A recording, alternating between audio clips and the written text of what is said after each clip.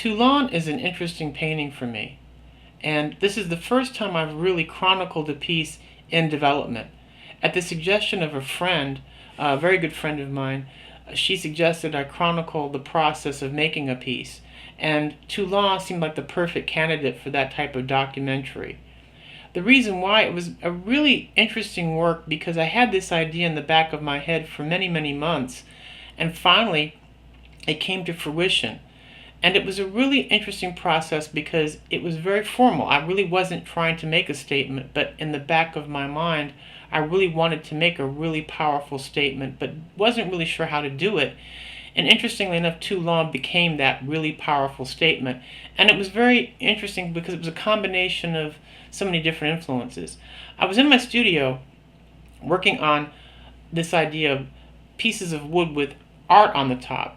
And I was just kind of wandering in the studio one night, just looking at the previous paintings I had created. And these are some of the past paintings in my studio.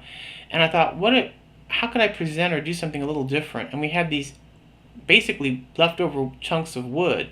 And so I thought, what if we put them on poles? Almost like, art on a stick. And it was a joke. It was just kind of art on a stick. But the more I thought about it, I was just obsessed with this idea of these wooden poles with these pieces of wood on them, and then having them painted and wrapped with wood and wrapped with string and canvas, like the one over here where it's canvas sewn. And I created several of them. And then after I lined them up, I decided, what if I put them on a shelf and had a painting behind them? And here you can see Toulon developing. The background was really, really simple, and I wasn't really happy with it, and I wanted to develop it more, so you can see where I've changed it. And over time, Toulon started as a very simple painting, but then it became more and more complicated, and I changed quite a few things about it.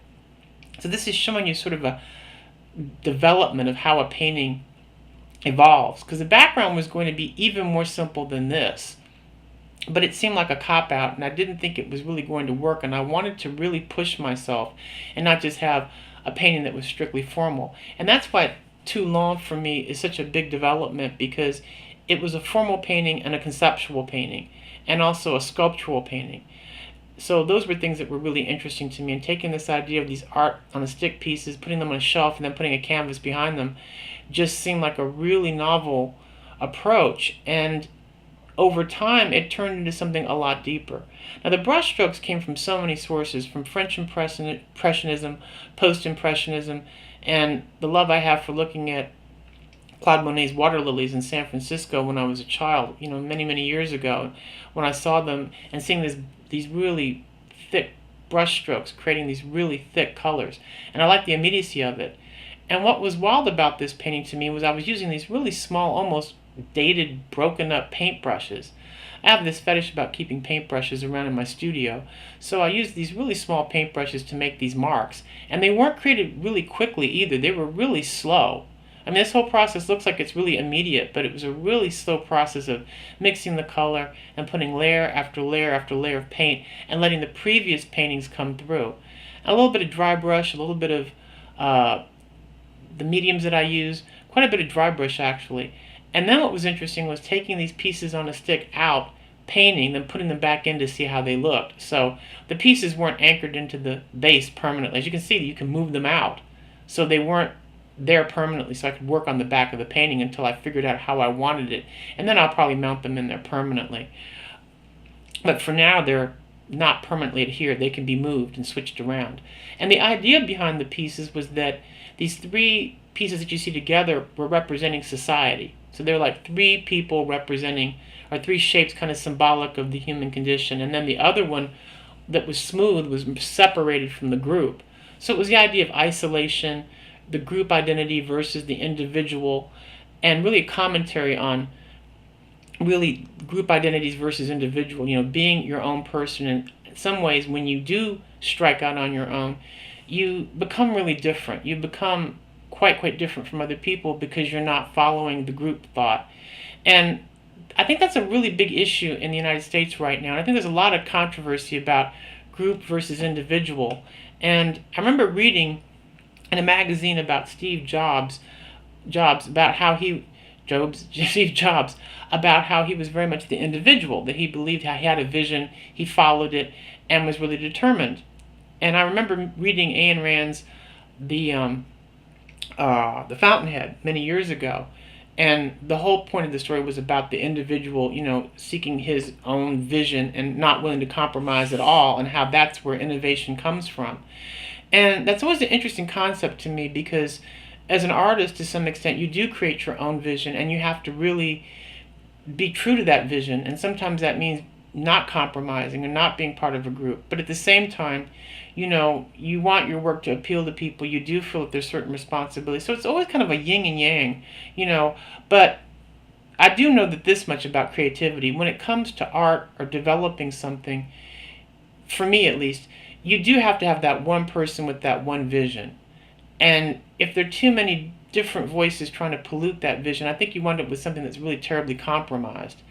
And so I think that there is something to be said for that. Now, in terms of how people deal with each other in society, that's a whole different situation entirely, because you do have to take other people's needs and concerns into consideration, and you have to care about people. And I do believe that there's such a thing as altruism. So I'm not an adherent of objectivism as Ayn Rand had outlined it. But I do believe that when it comes to creating art and even technology, it always comes down to like one or two people or one person with a vision. And I think you have to create a space where people can pursue their own visions. It's just very difficult because there's so many things that make that hard or difficult to do. And the whole time I'm working on Toulon, I was under enormous pressure. And it was really strange too, because it was a lot of pressure. I mean, bills were due and I was struggling to find work. There were health issues in the family. I mean, just all kinds of things. I'm still struggling to get the work out there and make ends meet, and trying to keep my home and keep my studio, which is still a struggle. I'm going to be very honest. So while all of these wild things are taking place and happening, I was able to create a work of art during all of that. And Toulon became really special to me because it was not so much therapy, but it was a way to express how I felt about what a lot of other people are going through. And it was done in a way that was very subtle, because it's not a real obvious painting that I'm talking about what it's like to lose your house or to feel isolated or to feel alone. Those are universal things, but it seems like in America we're becoming more and more that way, and I think that's really dangerous.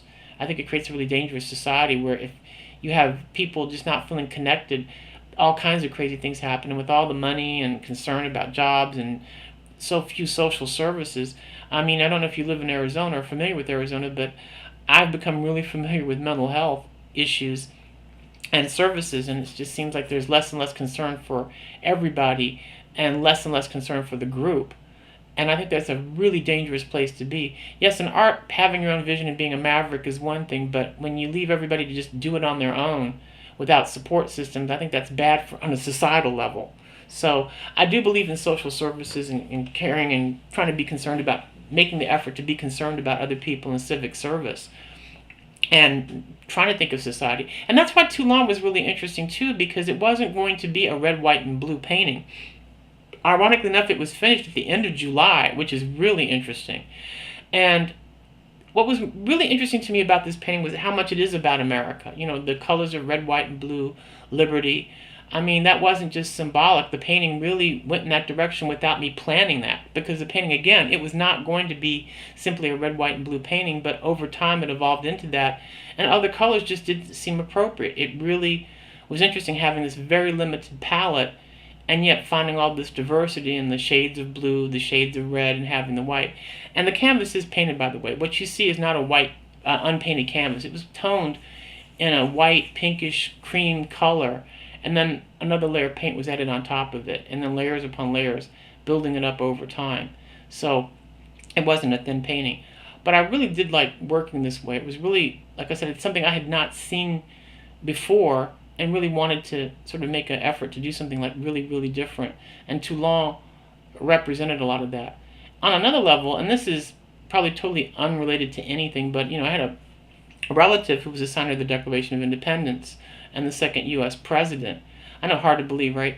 And it's a distant relation, really distant. We're talking through a combination of circumstances and influences, but being related to John Quincy Adams.